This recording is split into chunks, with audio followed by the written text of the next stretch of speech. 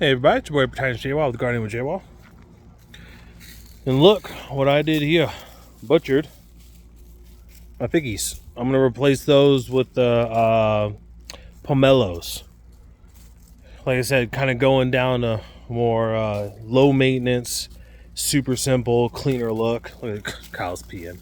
All the dogs peeing in the same spot. It's hilarious. It's about to rain, so I'll keep it quick. But I went through and I cut the yard again to keep the grass low.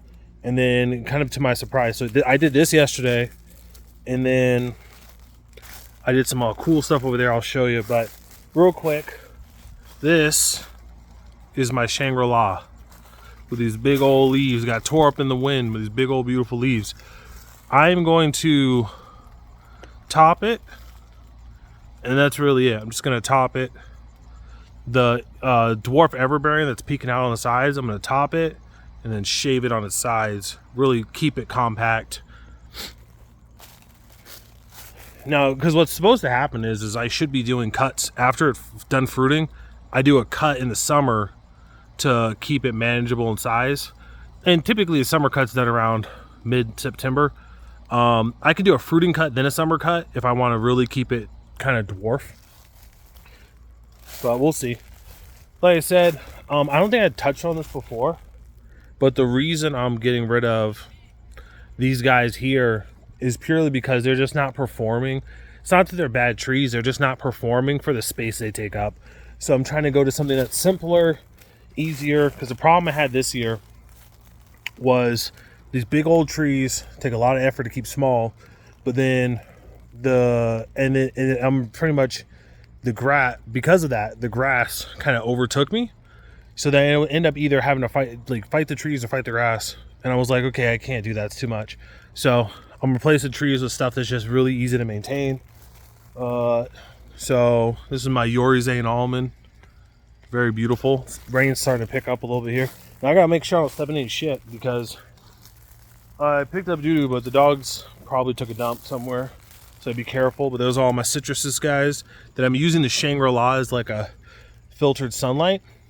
But I'm hoping to get those. I don't think I'm gonna get those planted tomorrow because I gotta nub all these guys. I gotta drill into them, figure out the spots and plant them. So these guys might get planted next weekend. We're gonna have to see.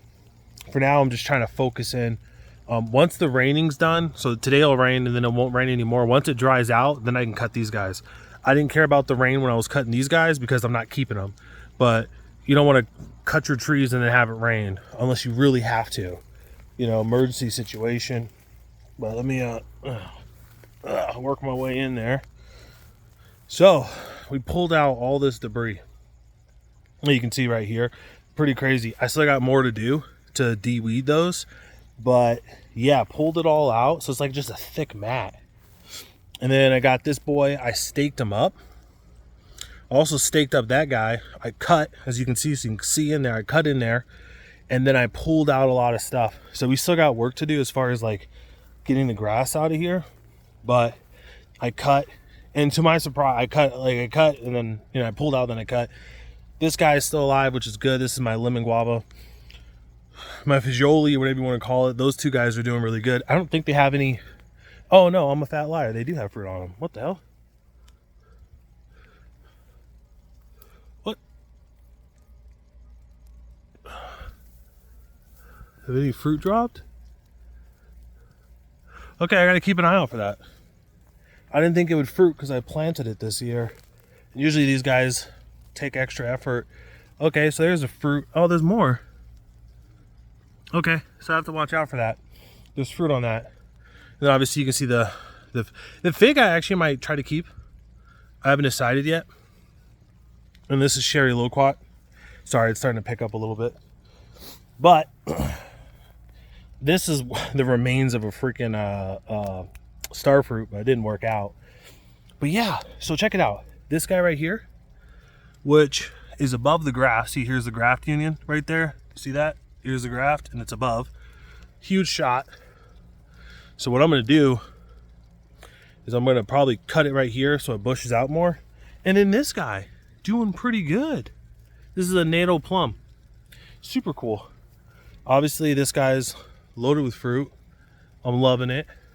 This sucker right here, I'm gonna saw this sucker off. It's not gonna do any favors. I like the fruit. But yeah, look how much fruit. I don't know if you can see it. My lemon quat. This is a rooted cutting. It's producing a lot. Ugh. I gotta watch out. Cause the one freaking that one little, I call it stinkweed, whatever, was a little weed that I had to rip out. It was ants love it. This little guy with the white sap, ants fucking love it. Pardon my language.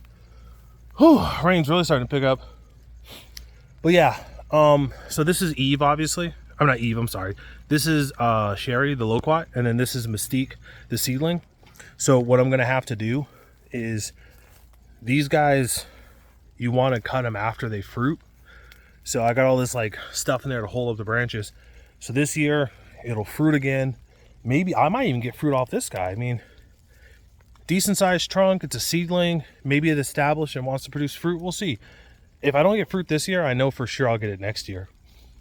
Once these guys fruit and you harvest it, depending on the variety, it could be anywhere from like late March to like, you know, May. For Sherry, it's my birth month, May, which is nice. Like early May, you're getting them. Sorry, I have to look at my feet because of ants. But then once you get them, I'm gonna hack it back. As you can see, I already hacked this guy back significantly. But yeah, I'm really happy with it. I'm really happy with it. I'm gonna make a concerted effort to really keep these citrus like super duper just compact. So I'm gonna let this guy produce fruit this year. Same with all these guys. Although these guys already got fruit. Decent size. This might be a daisy, to be honest. But yeah, I did it. Well, I mean, Kim helped me, but I finally got back there. So now, like I said, once it dries out, I'm gonna trim these guys up, and they're like heavy. Like it's gonna be like, I'm from the main trunk. You're gonna see maybe like 3 feet in all directions. Look how big that main trunk is. See that? So it's gonna be crazy. It's kind of crazy that the dwarf has a thicker trunk than the Shangri-La. I don't know how that worked out, but it did. What am I forgetting? Yeah, the fig I'll try to keep. I at least have one fig over there. The olive back there I'm gonna get rid of. And then yeah. So yeah, not too much. Starting to really pick up. Hold on, let me get through here. Whoa. Starting to really pick up, which is super nice. I'm talking about the rain. Super duper nice. I'm gonna have to trim this guy back pretty heavily. It's got a bunch of that growth that's not conducive to me having a get ants off me. Not conducive, because this guy just put on a bunch of growth effectively because it got hit with nitrogen. And then I realized I was doing a lot of chop and drop with the Mexican sunflower, and that stuff is super high in nitrogen. So I was just juicing this thing up. So I'm gonna really, because it already dropped so much fruit, I'm gonna really prune it heavy in preparation for the spring. Typically with citrus, I don't like to do that, but with this guy, he already dropped a bunch of fruit. I'm gonna have to. Then obviously this guy is gonna go away, which will leave a nice gap around a circle for all the citruses. So I'll have a nice little circle spot. I'll make sure I don't step in anything. Okie dokie. Looks like, oh yeah, I gotta be careful. Looks like one of the dogs have a loose poop. This is a downside. I gave, sometimes you cook breakfast food, and I tell Kim not to give him sausage. Sometimes you give your dog too much sausage, it'll mess him up. So you gotta be a little careful with that, otherwise you end up screwing yourself over. Well, so let's see.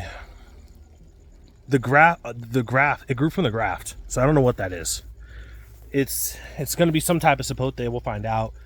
The fruit here is still hard, so luckily no birds seem to have found it for the Subel sapote, so not too bad. And I don't know if I showed you this. Obviously, I had to trim up around here so I could just get in there. The woodpeckers really went to town. I'm gonna have to cover that up because you see every year I have to paint that to get them because they go to town on it. But yeah, looking at it, you can see kind of how I cut it, and then I'm just gonna have to pull all that material out because this raised bed, these raised beds are empty, but this raised bed is empty too. But this raised bed is full, but it has stuff in it, but all that needs to come out. All of it.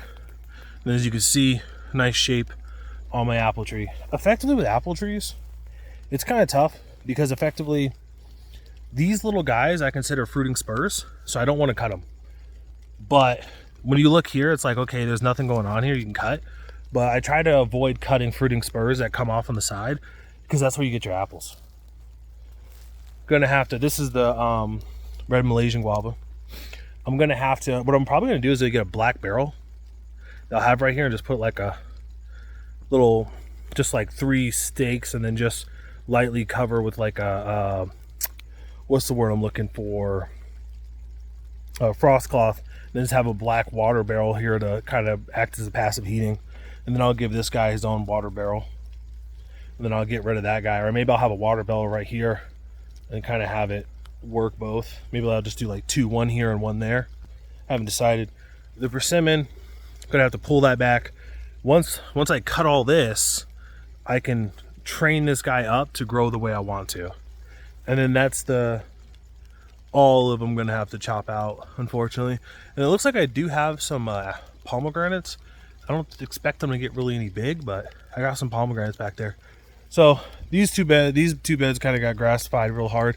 You can see where I was like just cutting and cutting and cutting and cutting, and then you see where the fig, move it out of the way, you see where the fig just kind of grew crazy back there. So okay, the rain's really picking up. And I passed my 10-minute walk. So yeah, make sure I'm not stepping in anything. So yeah, all in all, not too bad. Sorry if it seems like I'm all over the place. Literally did all this work this morning, and then I went shopping for like 2 hours, helped Kim, did a big old shopping trip. So she's unloading. I took the groceries out of the car, so I was like, oh, I'm gonna make a video before it rains real quick, because I kind of wanted to show the work that I did, you know. And Kim helped too, by the way. It wasn't just me going solo. She helped me with the bed stuff. But yeah, it was crazy. I was dripping sweat. It was wild, but yeah, I'm really happy with all this. I think order of operations wise, I think this is the last rain that's going to happen.